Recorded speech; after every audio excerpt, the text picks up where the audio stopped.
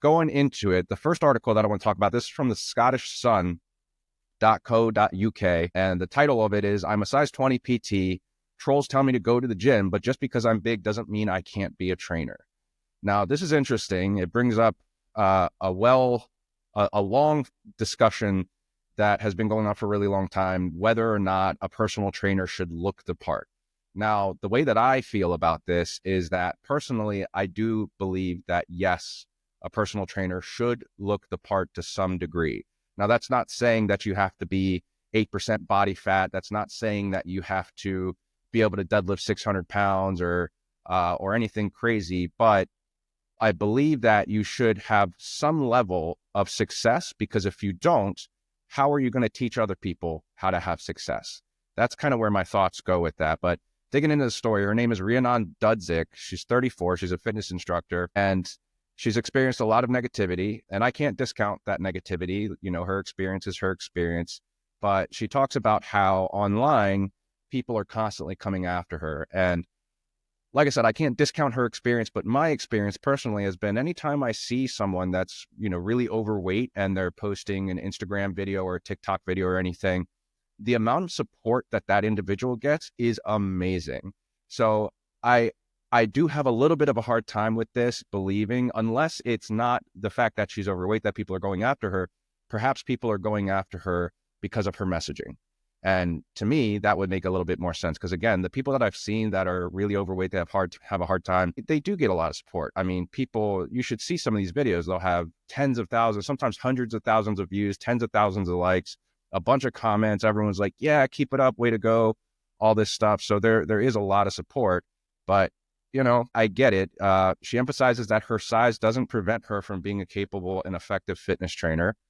In 2018, she lost 3 stone for a friend's wedding, but regained the weight afterwards. I'm not familiar with stone, how heavy that is. Frustrated by unsustainable weight loss methods, she shifted her focus to long-term health and fitness, and she now works part-time as a fitness instructor and teaches 3 cardio-based dance classes each week. She promotes body positivity, encouraging people to embrace their bodies at any size.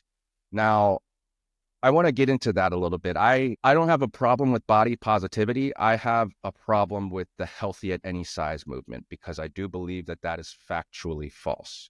Now, there are studies that will show that someone that is overweight but exercises has better health markers than someone that's a normal weight but does not exercise. But that's a very important distinction, because if both groups exercise, then the group that's overweight will always have worse health outcomes and markers than the normal weight individuals.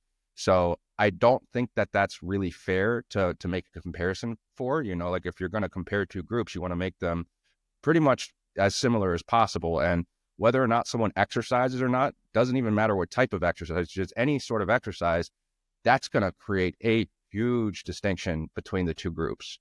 So, you know, I think she says you should love yourself enough, or she promotes body positivity, encouraging people to embrace their bodies at any size. Now, to me, body positivity is like, yes, you should love your body no matter what, but you should love your body enough to want to improve. You know, like if you truly love your body, you want the best for your body, right? Like if you're overweight, you have an increased risk of cardiovascular disease, you have an increased risk of type 2 diabetes. So regardless of how you feel in the moment, you're not really loving yourself if you're just allowing yourself to contract certain diseases. You know, it should be love yourself enough to improve.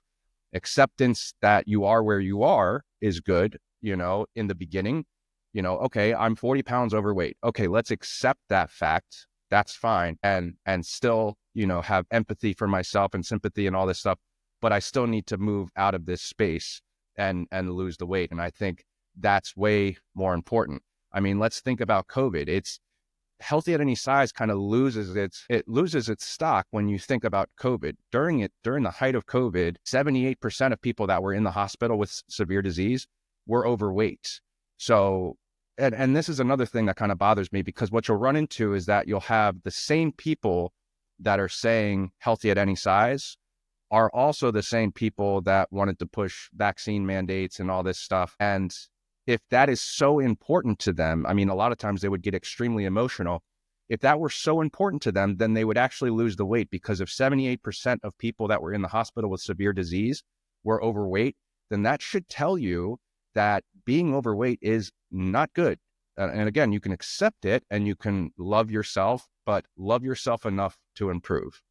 So that's my thoughts on that. I think, I think it's good that she's still working at it, but I do think ultimately, going back to the initial point, should a fitness trainer look the part? I think it's okay to not look the part as long as you're still working at it and you're working towards looking the part a little bit.